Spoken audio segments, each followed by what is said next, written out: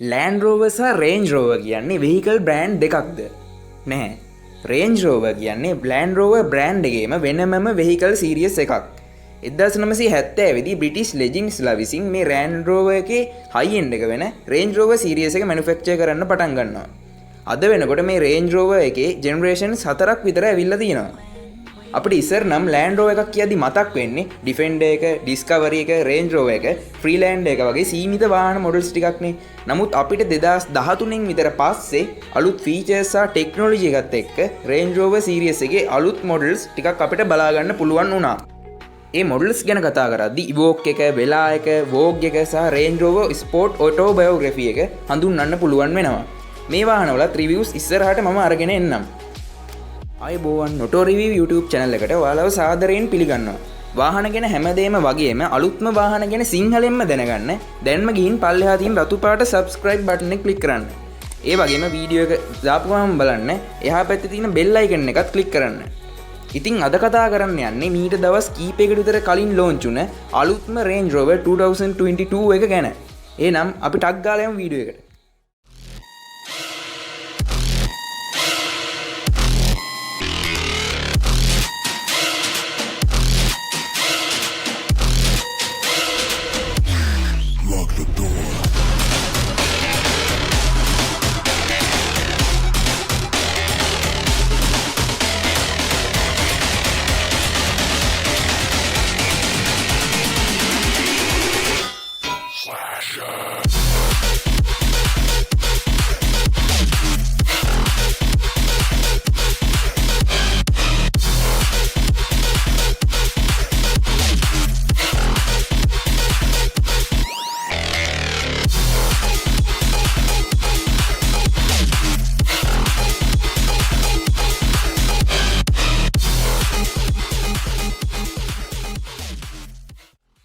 මේ 2022 Range rover එක ගත්තාම කලින් ආපු රේන්ජ් රෝවර් එකට වඩා ගොඩක් ඔප්ෂන්ස් ෆීචර්ස් එක්ක පෙට්‍රල් ප්ලගින් හයිබ්‍රිඩ් සහ ඩීසල් එන්ජින්ස් විදිහට එනවා.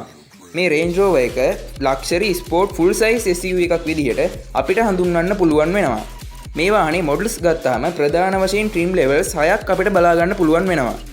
Base, Westminster, autobiography, SV autobiography dynamic, SV autobiography dynamic black edition සහ SV ඔටෝබයෝග්‍රැෆි කියලා අපිට මේ ට්‍රිම් ලෙවල්ස් බලා ගන්න පුළුවන් වෙනවා.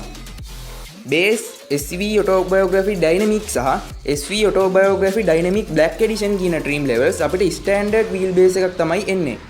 නමුත් වෙස්ට්මින්ස්ටර් සහ ඔටෝබයෝග්‍රැෆි කියන ට්‍රිම් ලෙවල්ස් දෙක ලොන්గ్ වීල් බේස් එකක් විදිහට තමයි අපිට බලා ගන්න පුළුවන් වෙන්නේ. මේ ට්‍රිම් ලෙවල්ස් අතරින් highestම grade එක විදිහට අපිට SV ඔටෝබයෝග්‍රැෆි ට්‍රිම් ලෙවල් එක හඳුන්වන්න පුළුවන් වෙනවා. ඉතින් ඒ නිසා මම මේ highestම grade එක focus කරලා මේ review එක කරන්නම්. ඉස්සරහට මේ වාහනේ ලංකාවටත් ආවහම මගේ live experience එක full review එකක් විදිහට ඔයාලත් එක්ක බෙදා ගන්න බලාපොරොත්තු වෙනවා. මුලින්ම අපි මේ වාහනේ exterior එක කොහොමද කියලා කතා කරමු. exterior එක ගැන කතා කරද්දී මේ වාහනේ Range Rover Vogue 2018 වාහනයට සමානකමක් තියෙනවා කියලා බැලූ බැලමට පේනවා. Range Rover එක ගැන ලොකු අවබෝධයක් නැති කෙනෙක්ට නම් මේ අලුත් Range Rover series එකම front එකෙන් බලපුවාම එකම design එක කියලා තමයි හිතෙන්නේ. නමුත් Range Rover ලබා කෙනෙක්ට නම් මේ වාහනවල light designs වල grill එකේ වගේ පොඩි වෙනස්කම් අඳුර ගන්න පුළුවන් වෙනවා. මේ වාහනේ headlights ගත්තාම සුපුරුදු විදිහටම LED pixels විශාල ප්‍රමාණයක් යොදාගෙන තමයි design කරලා තියෙන්නේ. ඉතින් මේ වාහනේ රාත්‍රියේදී high beam on කරගෙන යද්දී ඉස්සරහින් වාහනයක් එනවා නම් අපිට dim කරන්න අවශ්‍ය වෙන්නේ නැහැ. මොකද මේ වාහනේ තියෙන radar sensors මගින් ඉස්සරහින් එන වාහනේ detect කරලා ඒ angle එකේ තියෙන pixel ටික විතරක් off කරගන්නවා. ඒ නිසා අපේ clear view එකට disturbance එකක් ඇති වෙන්නේ නැහැ. නමුත් වාහනේ තියෙන angle එකත් එක්ක වාහනේ ළඟට එද්දී angle එක වෙනස් වෙනවත් එක්කම ඒ pixels ටික විතරක් off වෙලා එතන blind spot එකක් හදනවා.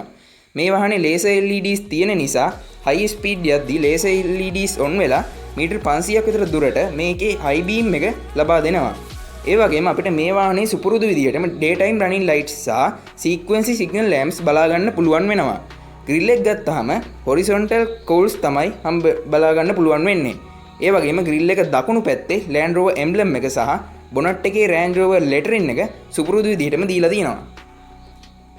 අපිට මේ වාහනේ සුපුරුදු විදිහටම headlight sources බලා ගන්න පුළුවන් වෙනවා. මේ අලුත් රේන්ජ් රෝවර් එකේ නම් අර Vogue එකේ තිබුණ sharp edges නම් බලා ගන්න පුළුවන් වෙන්නේ නැහැ. මේ වාහනයට කර්ව් ඩිසයින් එකක් අරන් දෙන්න උත්සාහ කරලා තියෙනවා. අපිට මේ කර්ව් ඩිසයින්ස් වෙලා එකෙත් බලා ගන්න පුළුවන් වෙනවා. ඉතින් මේ වාහනේ එරෝඩයිනමික් එක සහ ෆුවල් එකොනොමි එක ගැන හිතලා ඩිසයින් කරලා තියෙනවා කියලා අපිට හිතන්න පුළුවන්. අපේ ෆ්‍රන්ට් බම්පර් එකේ ස්ට්‍රිප් එකක් විදිහට අපිට LED fog lamps දීලා තියෙනවා. ඒ වගේම අපිට මේ වාහනේ සුපුරුදු විදිහටම මේ විදිහට පොඩි ඇතුළට එම්බෝස් වෙන ලයින් එකක් වාහනේ පුරාවටම බලා ගන්න පුළුවන් වෙනවා. අපිට මේ ලයින් එකෙන් වාහනේ කොච්චර ගැඹුරක දාන්න පුළුවන්ද කියලා ඉන්ඩිකේට් කරනවා. ඒ වගේම වාහනේ සෙන්සර්ස් වලනුත් ලෙවල් එක ඩ්‍රයිවර්ට වෝන් කරනවා.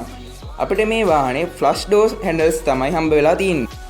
ඉතින් මේ ඩෝ හැන්ඩල් එකකින්වත් අපේ එරෝඩයිනමික්ස් වලට බාධාවක් ඇති වෙන නොවන විදිහට තමයි ඩිසයින් කරලා තියෙන්නේ. ඒ නිසා අපිට මේ වාහනේ ගොඩක් හොඳ ෆුවල් එකොනොමි එකක් ඇති කියලා හිතන්න පුළුවන්. මේ ෆ්ලෂ් ඩෝර් හැන්ඩල්ස් අපිට රේන්ජ් රෝවර් වෙලා එකෙත් බලා ගන්න පුළුවන් වුණා. සයිඩ් එකට ආවහම අපිට 23 ඉන්ච් ඇලුමිනියම් ඇලෝ වීල් එක ආපු වීල් සෙට් එකක් බලා ගන්න පුළුවන් වෙනවා. ග්‍රවුන්ඩ් ක්ලියරන්ස් එක ගැන නම් හිතන්න දෙයක් නැහැ. මොකද මේ වාහනේට එයාර් සස්පෙන්ෂන් සිස්ටම් එකක් දීලා තියෙනවා. මේ වාහනේ ඩයිමෙන්ෂන්ස් මම පැත්තකින් දාන්නම්. රියර් සයිඩ් එකට ආවහම මේ ලුක් එක නම් මට හොඳ ඇපියරන්ස් එකක් ෆීල් වෙන්නේ නැහැ. ඔයාලගේ අදහස් පල්ලෙහා කමෙන්ට් සෙක්ෂන් එකේ කමෙන්ට් කරන්න. අපිට පාකින් ලයිට්ස් සහ බ්‍රේක් ලයිට්ස් වර්ටිකල් විදිහටත් සිග්නල් ලයිට්ස් උඩ බ්ලැක් ප්ලේට් එකෙත් රිවර්ස් ලයිට්ස් බම්පර් එන්ඩ් එකෙත් දීලා තියෙනවා. සුපුරුදු විදිහටම ටේල් ගේට් එකේ ලෙටරින් එක අපිට බලා ගන්න පුළුවන් වෙනවා. ඒ වගේම ඊට පහළින් දකුණු පැත්තේ Land Rover emblem එකක් දීලා තියෙනවා. අපිට මේ වාහනේ panoramic sunroof option එකත් බලා ගන්න පුළුවන් වෙනවා. ඉන්ටීරියර් සයිඩ් එකට ආවහම ලක්සරි හා soft touch materials වලින් wooden finish එකක් එන විදිහට ඩිසයින් කරලා තියෙනවා. ස්ටීරියන් වීල් එක ගත්තාම සුපුරුදු ඩිසයින් එකෙන් වෙනස් wood and leather finish එකක් එන විදිහට ඩිසයින් කරලා තියෙනවා. සෙන්ටර් කන්සෝල් ඒරියා එකට ආවහම අපිට කප් හෝල්ඩර්ස් වයර්ලස් charging ඒරියා එක වගේම ලක්සරි ගතිය ෆීල් වෙන ගියර් නොබ් එකක් බලා ගන්න පුළුවන් වෙනවා. ඒ වගේම 4 wheel selector එක සහ parking holder එක armrest එක අපිට බලා ගන්න පුළුවන් වෙනවා. infotainment system එක ගත්තාම 12.3 inch curved glass infotainment system එකක් අපිට බලා ගන්න පුළුවන් වෙනවා.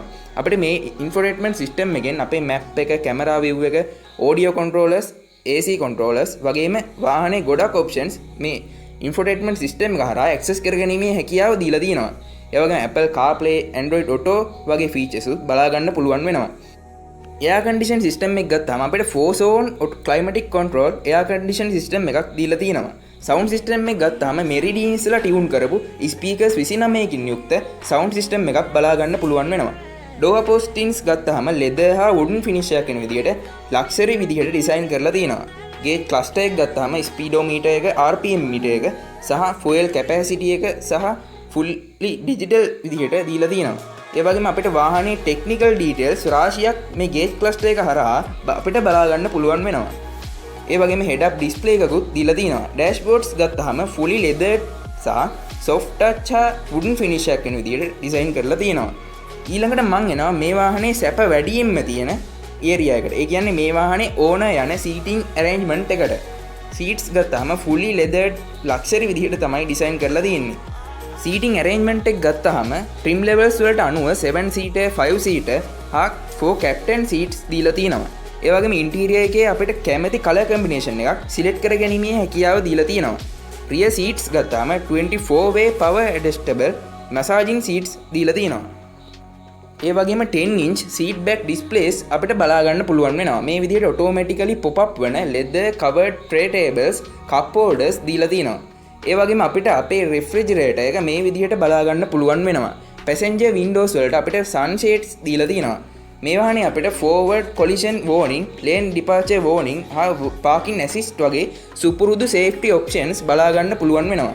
ඒ වගේම අපිට power closing doors දීලා තියෙනවා. boot space එක ගත්තාම ගොඩක් ලොකු boot space එකක් බලා ගන්න පුළුවන් වෙනවා.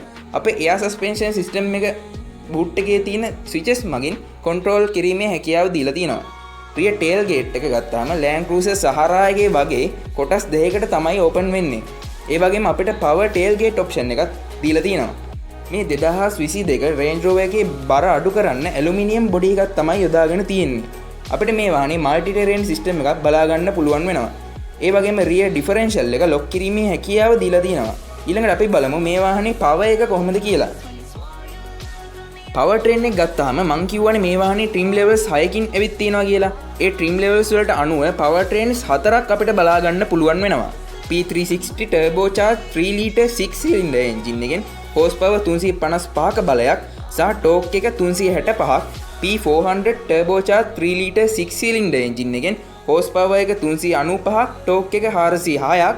P525 supercharged 5 litre V8 engine එකෙන් horsepower එක 518ක්, torque එක 461ක් සහ SVO supercharged hybrid system 5 litre V8 engine එකෙන් horsepower 557ක බලයක්, torque එක 516ක් විදිහට පිළිවෙලින් RPM එක 5500 දී සහ RPM එක 2000 දී අපිට ගන්න පුළුවන් වෙනවා. ගියර්බොක්ස් එක ගත්තාම 8 speed shiftable automatic gearbox එකක් තමයි හම්බ වෙන්නේ. fuel tank capacity එක ගත්තාම ලීටර් 104ක capacity එකක් දීලා තියෙනවා. fuel economy එක ගත්තාම city එකේ 18ක් සහ outstation 23ක් විදිහට fuel economy එක බලා ගන්න පුළුවන් වෙනවා. මේ වාහනේ base grade එක මිල ගණන් ගත්තොත් $92000ක් තමයි සඳහන් වෙන්නේ. ඒ කියන්නේ රුපියල් වලින් ගත්තොත් 1,85,00,000ක් විතර වෙනවා. ඉතින් මේ වාහනේත් ලංකාවට ආවම full review එකක් අරගෙන එන්න බලාපොරොත්තු වෙනවා. ඉතින් අද කතා කරේ අලුත්ම Range Rover 2022 එක ගැන. වීඩියෝ එක බලපු හැමෝටම ගොඩක් ස්තුතියි. වීඩියෝ එක හොඳයි නම් අනිවාර්යයෙන්ම like එකක් දාන්න. ඒ වගේම අනිත් අයටත් බලන්න share කරන්න. ඔයාලගේ අදහස් පල්ලෙහා comment section එකේ දාන්නත් අමතක කරන්න එපා. ඉතින් මේ වගේ අලුත්ම වාහන ගැන සිංහලින්ම දැනගන්න Auto Review YouTube channel එක subscribe කරන්න. Facebook එක like කරන්න, Instagram එක follow කරන්න. ඒ වගේම අපේ Auto Review SL Facebook group එකටත් join වෙන්න. හැමෝටම සුබ දවසක්.